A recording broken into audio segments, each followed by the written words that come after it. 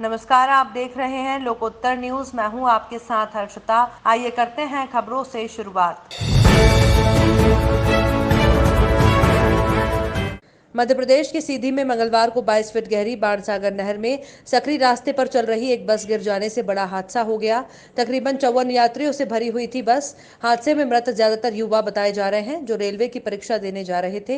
इस दुखद घटना को मुख्यमंत्री शिवराज सिंह चौहान ने दुर्भाग्यपूर्ण घटना बताया और गहरा शोक प्रकट करते हुए कहा कि यह घटना मेरे लिए अत्यंत दुखद है। मन बहुत विचलित है और दुखी है। मुख्यमंत्री बोले कि व्यक्तियों को रेस्क्यू कर लिया गया है और राहत कार्य लगातार जारी है।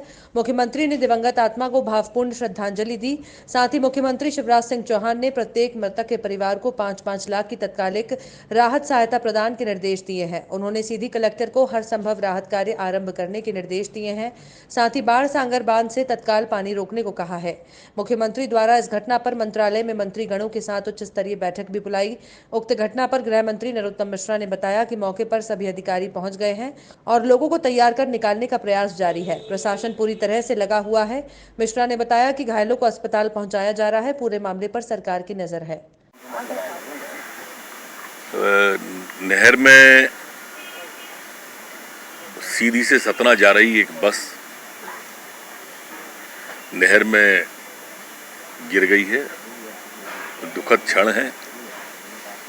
वहां पर सभी अधिकारी पहुंच गए हैं, कलेक्टर, एसपी समेत। बस लोकेट भी हो गई है। 4 लोग जो थे वो तैर के निकल आए हैं, लेकिन अभी वहाँ पर जो हिटैची वगैरह की मशीनें हैं वो सारी बुला ली गई हैं। थोड़ी देर में स्थिति साफ होगी। जो लोग थे उन्हें अस्पताल में भी भेज दिया है। पूरा प्रशासन वहाँ पर है। मुख्यमंत्री जी समेत सभी उस घटना पर लगातार बातचीत कर रहे हैं, नजर रखे हुए। विश्व प्रसिद्ध पर्यटन नगरी खजुराहो में गाइड एसोसिएशन के द्वारा अनाधिकृत गाइडों की बढ़ती संख्या और उनके द्वारा अधिकृत गाइडों के कार्यों में बाधा पहुंचाने और आर्थिक नुकसान पहुंचाने सहित कई मामलों को लेकर गाइड एसोसिएशन का ये भी कहना है कि अनाधिकृत गाइडों के द्वारा आने वाले पर्यटकों को गुमराह किया जाता है। इन्हीं सभी मुद्दों को लेकर इन अनाधिकृत गाइडों को बंद करने के लिए जब प्रशासन के द्वारा इनकी नहीं सुनी गई तो उन्होंने धरना प्रदर्शन प्रारंभ किया और आज एक शांति मार्च भी निकाला गया। इन गाइडों के द्वारा काम बंद हड़ताल के चलते आने वाले पर्यटक भी काफी परेशान हैं। पर्यटकों ने भी अपनी अपनी प्रतिक्रिया देना प्रारंभ कर दिया है और बगैर गाइड के ये मंदिर कैसे घूमे, इनका ये कहना है कि खजुराहो मंदिर घूमने आए थे लेकिन बगैर गाइड के मंदिर घूम पाना संभव नहीं है। निश्चित रूप से इन हालातों पर शासन प्रशासन को ध्यान देने की आवश्यकता है। दूर से आया लेकिन यहाँ पर एक भी गाइड नहीं मिला और हम लोग मंदिर के अंदर जो घूमे, लेकिन हम लोग सुबह से 5-6 घंटा रोटेशन कर रहे हैं। एक ही मूर्ति और एक ही टाइप का वो बिना गाइड से कुछ समझ नहीं आ रहा था। ये एक समस्या है। आप लोग हड़ताल तोड़ो, अन्यथा जो ना हम लोग वापिस चले जाएंगे दिल्ली। ठीक है भैया। कहाँ से आना हुआ है? हमारा आना जबलपुर से हुआ है। अच्छा सर, मंदिर आपने देखे, क्या आपको गाइड्स की आवश्यकता महसूस हुई मंदिर के अंदर? बिल्कुल गाइड की आवश्यकता बहुत महसूस हुई, क्योंकि मंदिर हम सिर्फ देख सकते हैं, उसको जीवित गाइड करता है। उसकी हिस्ट्री, उसकी बेसिक नीड जो है, क्या बना है, कब बना है, उसकी डिटेलिंग, उसको जब हम फील करते हैं तो गाइड फील करवाता है। वो फीलिंग मिसिंग थी, तो हम आए, विजिट कर गए। हमें और ज़्यादा घूमना था लेकिन गाइड ना होने के कारण हम जल्दी जा रहे हैं और हमें स्टे भी करना था। लेकिन अब क्या, सपोर्ट गाइड जो रहता है, सपोर्ट सिस्टम होता है किसी भी टूरिस्ट प्लेस का, वो सपोर्ट सिस्टम मिसिंग है। तो हम तो ज़बरदस्त तरीके से वो मिसिंग कर रहे हैं। हमने रिक्वेस्ट भी किया लेकिन वो प्रोटेस्ट पे बैठे हुए थे और उनकी जो मांगे थी वो भी बहुत जेन्युइन लगी हमें। और हम गवर्नमेंट से रिक्वेस्ट करते हैं कि जिस प्रॉब्लम से वो सफ़र कर रहे हैं उसको वो जल्दी से जल्दी संज्ञान ले, उसका मैनरफुली, रिस्पेक्टफुली सुने और उनका समाधान करें। Thank you sir, thanks a lot, बहुत बहुत।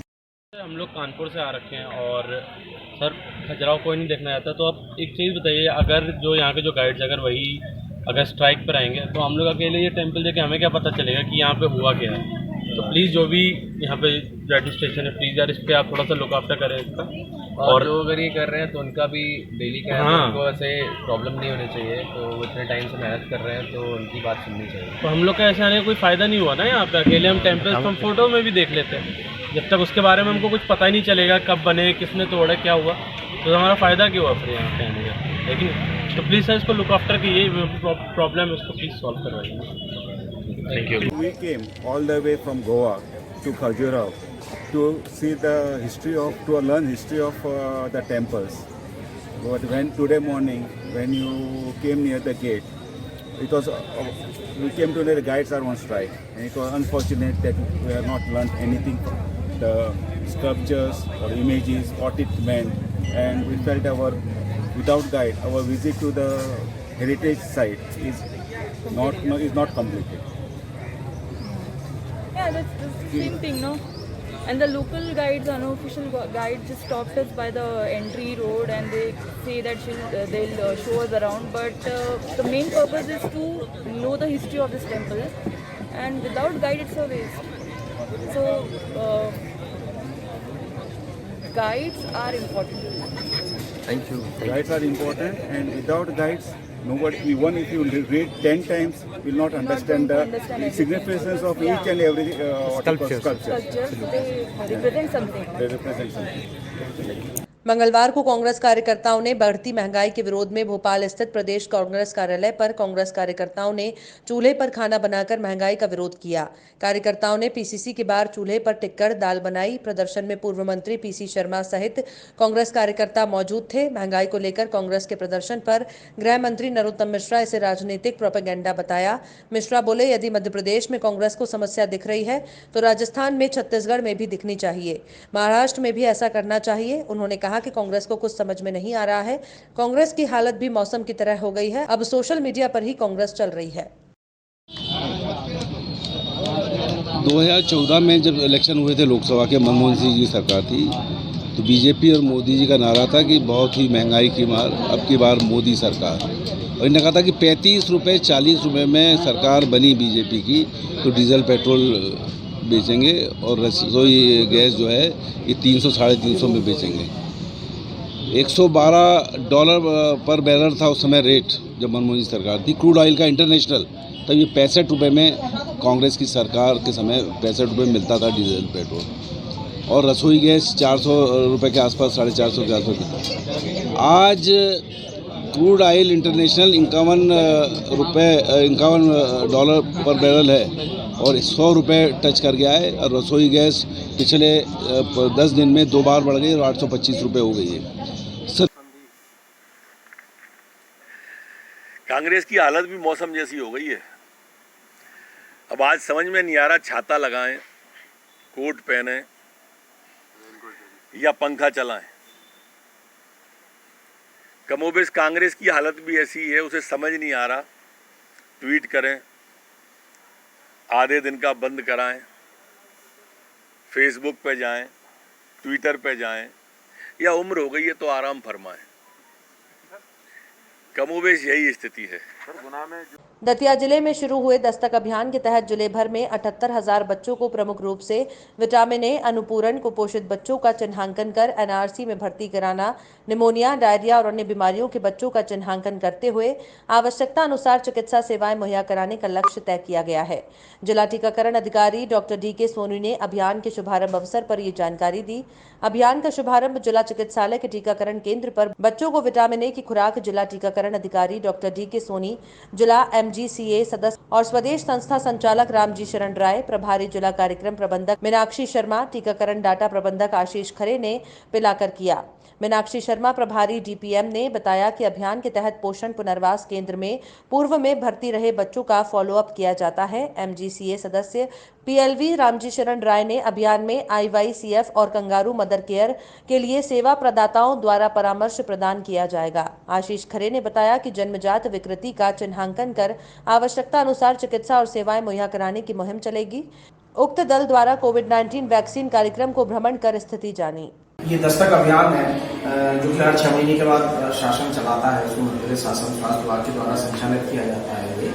इस कार्यक्रम में हम 0 से लेकर 5 साल तक के बच्चों को भिन्न भिन्न प्रकार की सेवाएं देते हैं। उन बच्चों को वजन करते हैं, उनका कुपोषण का निर्धारण करते हैं, उनको विटामिन ए की दवाई दी जाती है, उनको जिंक ORS दस्तों का परीक्षण किया जाता है। अगर किसी बच्चे को दस्त है तो उनको दवाई देते हैं और उनको अस्पताल में भर्ती भी कराया जाता है। मुख्य रूप से इसमें 2-3 चीज़ें जो है वो है, एक तो कुपोषित बच्चों का हम परीक्षण करते हैं, उनकी श्रेणी निर्धारित करते हैं और आवश्यकता के अनुसार उनको एनआरसी में भर्ती कराते हैं। दूसरा, 9 महीने से 5 साल तक के सभी बच्चों को इस अभियान के अंतर्गत हम विटामिन ए की खुराक देते हैं और उसका उद्देश्य यही होता है कि जो बच्चों में होने वाली जो नाइट ब्लाइंडनेस या जिसको अंधत्व कहते हैं उसको प्रभावी रूप से रोका जा सके। खजुराहो में विगत दिवस स्थानीय जंगल रिजॉर्ट में टैक्सी यूनियन कल्याण समिति संपूर्ण भारत की एक बैठक आयोजित की गई, जिसमें मुख्य अतिथि यूनियन के राष्ट्रीय अध्यक्ष सुशील सिंह चौहान और राष्ट्रीय कोषाध्यक्ष एजाज घोषी के विशिष्ट आतिथ्य में संपन्न हुई। कार्यक्रम की अध्यक्षता स्थानीय इकाई के अध्यक्ष राजेश उर्फ बल्लन राजा सिंह थे। अतिथियों का स्वागत राष्ट्रीय महामंत्री गंगादीन उर्फ राजू अनुरागी द्वारा किया गया। मिथुन पाठक, वृंदावन पटेल, मीडिया प्रभारी, मध्य प्रदेश होटल जंगल रिजॉर्ट से विशाल रैली प्रारंभ होकर मंगतेश्वर पहुंची, मत्था टेका और आशीर्वाद लिया। सभी सारथी इत्यादि मौजूद रहे। कार्यक्रम की बहुत स्वागत खजुराहो में आपका, मतंगेश्वर की नगरी में। क्या योजना है, क्या प्लानिंग है आपकी समिति की? सबसे पहले तो मैं मतंगेश्वर महाराज की जय बोलूँगा और उनको प्रणाम करूँगा। दूसरी चीज़, हमारी जो योजनाएं हैं खजुराहो में, सबसे पहले तो हमारी क्या है, पद वितरण की योजना जो थी हमारी लेट हो गई है, इस कारण हम लोग आए हुए हैं और मिलने के लिए। और इसके साथ में हमारे जो साथी भाई है उनको सबसे ज़्यादा प्रॉब्लम आरटीओ पुलिस प्रशासन जो होता है उस चीज़ पर सुधार करना है। और हम इसके साथ में डाबर एक्ट भी ला रहे हैं। डाबर एक्ट के लिए हमारे आवेदन दिया हुआ है और उस पर हम लोग प्रक्रिया कर रहे हैं और उस पर सभी साथी भाइयों के लिए जो भी कार्य है उसको लाएंगे, जो भी उनका नियम कानून है उसको फॉलो करेंगे और भगवान ने चाहा तो हम बहुत ही जल्दी डाबर एक्ट ले आएंगे। खजुराहो में ड्राइवर बहुत परेशान है, कोरोना काल में कोई उनका काम नहीं चल रहा है, सबसे ज़्यादा खजुराहो वासी परेशान है। ड्राइवर यूनियन के लिए क्या और योजना है आपके पास? ड्राइवर यूनियन सेवड़ा विधायक घनश्याम सिंह ने हिंदू कैलेंडर के अनुसार बसंत पंचमी के दिन अपना 67वां जन्मदिन मनाया। किला परिसर स्थित माखन जू के मंदिर में परिजनों के साथ विशेष पूजा अनुष्ठान कर विधायक घनश्याम सिंह ने ठाकुर माखन जू की आरती की और दतिया जिला वासियों की खुशहाली सुख समृद्धि की प्रार्थना की। विधायक घनश्याम सिंह के जन्मदिन पर दतिया और सेवड़ा में समर्थकों ने विभिन्न कार्यक्रमों का आयोजन कर जन्मदिन मनाया। गणमान्य जनों ने किला परिसर पहुंचकर विधायक घनश्याम सिंह को फूल मालाएं पहनाकर जन्मदिन की बधाई दी।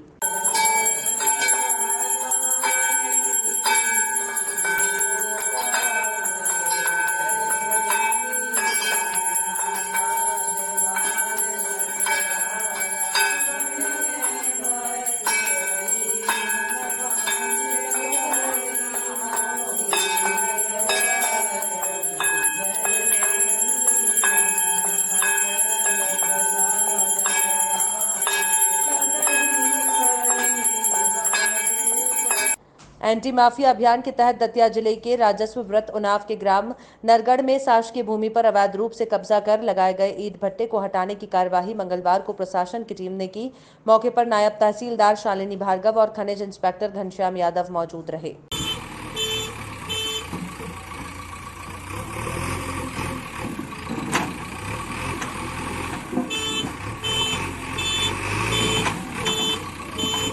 खबरों में फिलहाल इतना ही। आप देखते रहिए लोकोत्तर न्यूज।